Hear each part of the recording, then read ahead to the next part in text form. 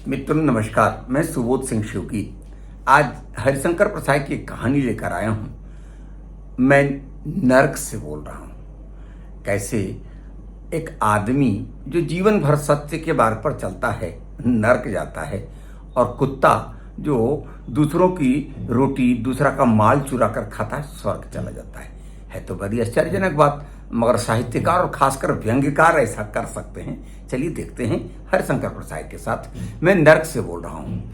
हे पत्थर पूजने वालों, कि हे पत्थर पूजने वालों, तुम्हें जिंदा आदमी की बात सुनने का अभ्यास नहीं। व्यंग्य है कि हम जिंदा आदमी की बात तो सुनते नहीं हैं। तुम्हें जिंदा आदमी की बात सुनने का अभ्यास नहीं, इसलिए मैं मरकर बोल रहा हूँ। जीवित अवस्था में तुम जिसकी ओर आंख उठाकर नहीं देखते, उसकी सड़ी लाश के पीछे जुलूस बनाकर चलते हो। जिंदगी भर तुम जिससे नफरत करते रहे, उसकी कब्र पर चिराग जलाने जाते हो। मरते वक्त तक जिसे तुम चुल्लू भर पानी नहीं दिया, उसकी हाड़ गंगा जी ले जाते हो। अरे तुम जीवन का तिरस्कार और मरण का सत्कार करते हो। इसलिए मैं मरकर बोल रहा हूं। मैं नर्क से बोल रहा हूं। मरकर नर्क से बोल रहे हैं। मगर मुझे क्या पड़ी थी कि जिंदगी भर बेजुबान रहकर, आदमी बोल नहीं पाता, मगर मुझे क्या पड़ी थी कि जिंदगी भर बेजुबान रहकर यहाँ नर्क के कोने से बोलता। पर यहाँ एक बात ऐसी सुनी कि मुझे अभागे की मौत को लेकर तुम्हारे यहाँ बड़े बड़े लोगों में चकचक हो रही है। मैंने सुना कि तुम्हारे यहाँ के मंत्री ने संसद में कहा कि मेरी मौत भूख से नहीं हुई, मैंने आत्महत्या कर ली थी। मारा जाऊं खुद ही मौत का जिम्मेदार ठहरा जाऊं, भूख से मरूं और भूख को मेरे मरने का श्रेय न मिले। मरा भूख से, और संसद में बात उठी कि भूख से तो कोई मर नहीं सकता, मेरे यहाँ रोटी की कोई कमी नहीं है, इसने आत्महत्या कर ली। जिम्मेदार ठहराया जाऊं, भूख से मरूं और भूख को मेरे मरने का श्रेय न मिले। अन्न अन्न की पुकार करता मर जाऊं और मेरे मरने के कारण में अन्न का नाम ना आवे। लेकिन खैर, मैं यह सब भी बर्दाश्त कर लेता। जिंदगी भर की तिरस्कार का स्वाद लेते लेते सहानुभूति मुझे उसी प्रकार अरुचिकर हो गई थी, जिस प्रकार शहर के रहने वालों को देहात का शुद्ध घी अरुचिकर हो जाता है। लेकिन आज की एक घटना और यहाँ इस लोक में घट गई। अब हुआ यह कि स्वर्ग और नर्क में जो दीवार अलग करती है, स्वर्ग और नर्क को जो दीवार अलग करती है, उसकी सेंध में से आज सवेरे सवेरे मेरे कुत्ते ने मुझे देखा और कुर कुर करते प्यार करने जताने लगा। और मेरे आश्चर्य और क्षोभ का ठिकाना न रहा कि मैं यहाँ नर्क में और मेरा कुत्ता उस ओर स्वर्ग में। यह कुत्ता मेरा बड़ा प्यारा कुत्ता, युधिष्ठिर के कुत्ते से भी अधिक प्यारा कुत्ता। जब से मेरी स्त्री एक धनी के साथ भाग गई थी, तभी से यह कुत्ता मेरा संगी रहा। ऐसा कि मरा भी साथ ही, कभी मुझे छोड़ा ही नहीं इसने। बगल का सेठ इसे पालना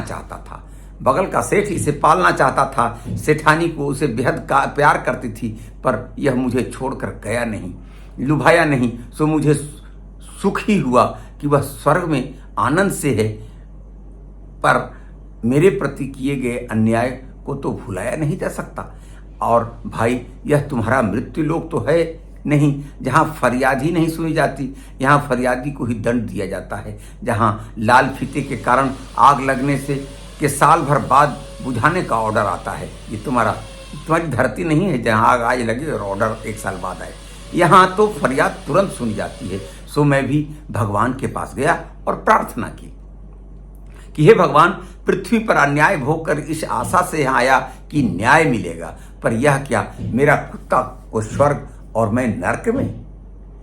कुत्ता स्वर्ग में और मैं नर्क में। जीवन भर कोई बुरा काम नहीं किया, भूख से मर गया, पर चोरी नहीं की, किसी के आगे हाथ नहीं फैलाए। और यह कुत्ता जैसे कुत्ता होता है वैसा ही तो है यह। कई बार आपका भोग खाते पीटा गया। भगवान, आपका ही भोग इसने कई बार चुरा कर खा लिया और इसे आपने स्वर्ग में रख दिया।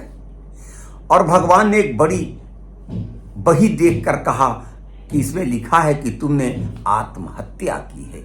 मैंने कहा कि नहीं महाराज, मैं भूख से मरा हूं, मैंने आत्महत्या नहीं की। पर वे बोले, नहीं, तुम झूठ बोलते हो, नहीं, तुम झूठ बोलते हो। तुम्हारे देश के अन्न मंत्री ने लिखा है कि तुमने आत्महत्या की है। तुम्हारे शरीर के पोस्टमार्टम से यह बात सिद्ध हुई है और भगवान आसमान से गिरते गिरते बचे। जब मैंने कहा कि महाराज यह रिपोर्ट झूठ है, मेरा पोस्टमार्टम हुआ ही नहीं है, अरे मैं तो जला दिया गया था। इसके 10 दिन बाद संसद में प्रश्नोत्तर हुए तो क्या मेरी राख का पोस्टमार्टम हुआ? और तब मैंने उन्हें पूरा हाल सुना दिया। ये आज नहीं, आज से 50 साल पहले भी यही होता था कि संसद में भूख से मरने वालों को आत्महत्या बता दी जाती थी। बेचारे की जली हुई लाश का कौन पोस्टमार्टम किया, मगर पोस्टमार्टम साबित कर दिया गया। चलिए 2023 में तो झूठ का सच और सच का झूठ हो ही रहा है। ये 47, 50 और 55 में भी यही हो रहा था। मैंने पूरा हाल सुनाया तो तुम भी सुन लो। तुम नहीं जानते मैं कहाँ जिया, कहाँ रहा, कहाँ मरा। दुनिया इतनी बड़ी है कि कोई किसी का हिसाब नहीं रखता। और तुम क्या जानो कि जब मेरी सांस चलती थी तब भी मैं जिंदा था। मैं इस अर्थ में जीवित था कि मैं रोज मृत्यु को टालता जाता था। वास्तव में तो मैं जन्म के पश्चात एक क्षण ही जीवित रहा और दूसरे क्षण से मेरी मौत शुरू हो गई। आदमी जो गरीब आदमी होता है वो जीता तो जन्म के दिन ही है, उसके बाद तो जिंदगी भर घुट घुट कर मरता है। मेरी मौत शुरू हो गई। जन्म के पश्चात एक क्षण ही जीवित रहा और दूसरे क्षण से मेरी मौत शुरू हो गई। तो बाजार की उस अट्टालिका को तो जानते हो, उसी के पीछे एक ओर से पखाना साफ करने का दरवाजा है और दूसरी ओर दीवार के सहारे मेरी छपरी लटकी हुई है। अट्टालिका का मालिक मेरी छपरी तोड़कर वहां भी अपना पखाना बनाना चाहता था, मगर मैं मर न जाता तो गरीब आदमी की झोपड़ी पर अमीर के पखाने की विजय भी इन आंखों से देखता। अब तो तुम मेरा स्थान जान गए होगे। आदमी से अधिक तो तुम अट्टालिका को पहचानते हो। समाज की यही स्थिति। अट्टालिका के सहारे आदमी को जानना तो तुम्हें खूब आता है। बस यही झोपड़ी में रहा मैं। मेरे आसपास अन्न ही अन्न था। बगल में महल वाले के यहाँ मेरे पास अन्न ही अन्न था। दीवार के उस पार में जो चूहे आते वे दिन पर दिन मोटे होते जाते थे, क्योंकि दीवार के उस पार एक धनाढ्य आदमी का घर था और उसके पखाने के इस पार मेरी छोटी सी झोपड़ियाँ थी। जो चूहे भी जाते थे उधर से मोटे होकर आते थे। रोज तक मोटे होकर आते थे। 2 रोज तक तो वे इसलिए नहीं आए कि निकलने का थोड़ा मार्ग बनाते रहे, पर मैं फिर भी भूखा रहा। बेकार था। अनाज 10 रुपये सेर था, इससे तो मेरे लिए मौत सस्ती थी। आखिर मेरी मौत भी आई। जिस दिन आई उस दिन अट्टालिका के उस पार वाले रईस के लड़के की शादी थी। बड़ा अमीर था। सारा गांव जानता था कि उसके पास हजारों बोरे अन्न था, पर कोई कुछ नहीं कहता था। पुलिस उसकी रक्षा करती थी और उस दिन मेरी मौत धीरे धीरे काल पंजा बढ़ाती आती थी। मेरे पेट में ऐंठन आई, आंखें धुंधली पड़ी। दीवार के उस पार पकवानों की सुगंध आ रही थी। यही संतोष रहा कि पकवानों के बीच मेरी मौत हो गई। मौत के ठीक पहले मेरा प्यारा कुत्ता बरबस दीवार के उस पार घुस गया। और पकवान खा गया। मालिक ने उसे खींचकर एक डंडा मारा और वह कराहता हुआ मेरे पास आकर पड़ गया। चीखता रहा। मेरे भी प्राण निकल रहे थे, पर मुझे इस जानवर के सामने चीखने में लज्जा आ रही थी। जानवर चीखे तो चलेगा, मगर आदमी उस जानवर को देखकर लजा रहा है। मुझे उस जानवर को चीखते देखकर लज्जा आई। इधर मेरे पेट में आखिरी ऐंठन आई और पंछी पिंजरा खाली कर गया। उधर मेरे कुत्ते की भी दम टूटी। डंडे की चोट बड़े मर्म की थी। दोनों मरे, एक साथ मरे। फर्क इतना कि वह खा कर मरा और मैं बिना खाए। कुत्ता इस दीवार को लांघकर उस अमीर के घर की पूरी पकवान खाया, डंडा खाकर मरा और मैं इस दीवार को नहीं तोड़ सका, भूखा मर गया। अब चलिए स्वर्ग में क्या इंसाफ होता है। उधर बारात उठी, इधर चांडालों ने टीन की गाड़ी में मुझे पटक कर घसीटा।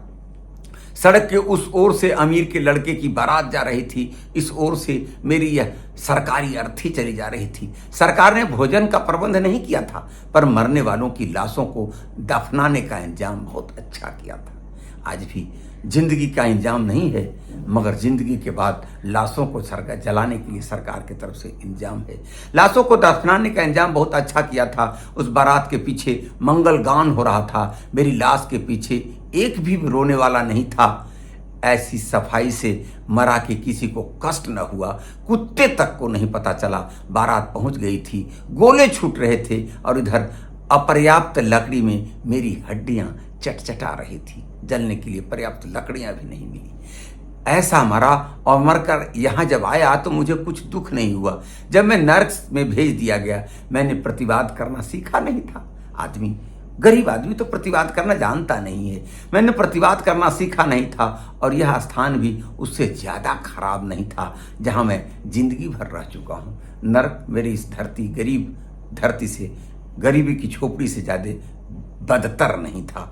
कहानी भगवान ने सुनी, बोले तुम भूख से मरे ना, फिर भी तुम नर्क में रहोगे। तुम भूख से मरे ना, फिर भी तुम नर्क में रहोगे और यह कुत्ता स्वर्ग में रहेगा और यह तुम्हारे बगल का कमरा उस झूठे मंत्री के लिए खाली रहेगा। मैंने पैर पकड़ लिए, बोला भगवान यह कैसा न्याय है। वे बोले मूर्ख कायर, तू कुत्ते से भी हीन है। बेचारा कुत्ता दीवाल को लांग कर घुस गया और खाना खाया और तू आदमी कहलाने वाला हाय हाय करके मर गया। तू दीवाल लांग नहीं सकता था, दीवाल तोड़ नहीं सकता था। लेकिन भगवान, मैंने कहा वह दीवाल कैसे तोड़ता, कैसे लांगता, यह पाप न होता।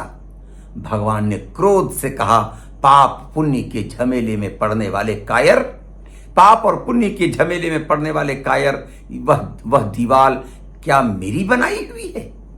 वह दीवार क्या मेरी बनाई हुई है? तमाम दीवारें आदमियों ने खड़ी की हैं और तुम उन्हें तोड़ने में पाप पुण्य देखता है। मूर्ख, तेरा कुत्ता तुझसे ज्यादा समझदार है। वह घुस गया, खाया और डंडे की मार से मरकर यहां आया। उसमें मनुष्यत्व है, तुम में पशुत्व भी नहीं है। उसमें मनुष्यत्व है जिसने अपने हक के लिए आगे बढ़कर मरना सीखा और तुम में तो पशुत्व भी नहीं है। मैंने तुम्हें बुद्धि दी, हाथ पैर दिए, कार्य शक्ति दी और तुम अकर्मण्य निकला, बुजदिल कीड़े सा मर गया। मनुष्य ने मुझे बहुत निराश किया। अब मैं कुत्ते ही कुत्ते का निर्माण करने का विचार कर रहा हूं। भगवान ने कहा कि ऐसे आदमी से जो झपट नहीं सके, लड़ ना सके, इस अमीरी और गरीबी की दीवार को लांग नहीं सके, उससे बेहतर है कि मैं कुत्ता बनाना पसंद करूंगा। अब मैं कुत्ते ही कुत्ते निर्माण करने का विचार कर रहा हूं। तुम जैसे अकर्मण्य, कायर, भीरू, मूर्ख को नर्क नहीं तो क्या इंद्रासन मिलेगा? मैं नर्क में ढकेल दिया गया और मैं इस कोने से तुमसे कह रहा हूं कि हे मेरे देशवासियों, मेरी जैसी मौत न मरना, मेरे कुत्ते की तरह मरना। क्योंकि ईश्वर भी कुत्ते का पक्ष लिया जिसने अपने हक की लड़ाई लड़ी और तुम समय और परिस्थिति के अनुसार नहीं चले। तुम्हारी सारी बुद्धि, सारा विवेक बेकार गया। इस अमीरी और गरीबी की दीवार को लांघकर तुम उस रास्ते पर नहीं जा सके जो आदमी का हक है। तुमसे तो बेहतर ये कुत्ता है। रचनाकार ने आदमी और कुत्ते के बीच ईश्वर को कुत्ते का पक्ष लेते हुए दिखाया और आदमी के इस कायरता को धिक्कारता है। रचनाकार, मैं नर्क से बोल रहा हूं। एक व्यंग्यात्मक रचना है। रचना तो बड़ी छोटी है मगर काफी टुटीली है कि दुनिया में इंसाफ भी उसी को मिलता है। माँ भी दूध उसी को पिलाती है जो रोना सीखता है। न्याय और धर्म के नाम पर अपनी अकर्मण्यता का रोना रोने वालों के साथ ईश्वर भी नहीं खड़ा है। और अगर ऐसी स्थिति रही तो ईश्वर कुत्ता बनाना ज्यादा पसंद करेगा। देखने में तो आ रहा है कि आज ईश्वर कुत्ते ही अधिक बना रहा है, इंसान कम बन रहे हैं। चलिए, ये कहानी मैं नर्क से बोल रहा हूं एक ज्वलंत कथा है, व्यंग्य कथा है। हास्य तो कम है, चोट अधिक है समाज पर, क्योंकि आज समाज में कैसे मंत्री हैं, अफसर हैं, झूठ पर झूठ बोले जा रहे हैं, भूख को आत्महत्या का दर्जा दे रहे हैं और गरीब की पसलियां कम से कम लकड़ियों में चटका दी जा रही हैं और उधर अमीरों के बेटे की शादी में शहनाइयां बज रही हैं, पटाखे छूट रहे हैं और इधर गरीब की हड्डी फूट रही है। ईश्वर भी अब कुछ करने के लिए संकेत देता है। हाथ पर हाथ रखे लोगों का साथ नहीं देगा ईश्वर। ये कहानी काफी मर्मस्पर्शी और हृदयग्राही करने लायक है। अगर समाज इससे कुछ सीख सके तो बड़ा भला होगा। हरिशंकर प्रसाद की ये व्यंग्य रचना, जिसमें हास्य भी है, व्यंग्य भी है और समाज को दी जाने वाली एक प्रेरणा भी है। अगर आपको अच्छी लगी हो तो इस कहानी को आगे बढ़ाएंगे, शेयर करेंगे, सब्सक्राइब करेंगे, अपने विचार देंगे, ताकि मैं पुनः अगले सप्ताह आ सकूं एक नई कहानी के साथ। बहुत बहुत धन्यवाद। नमस्कार।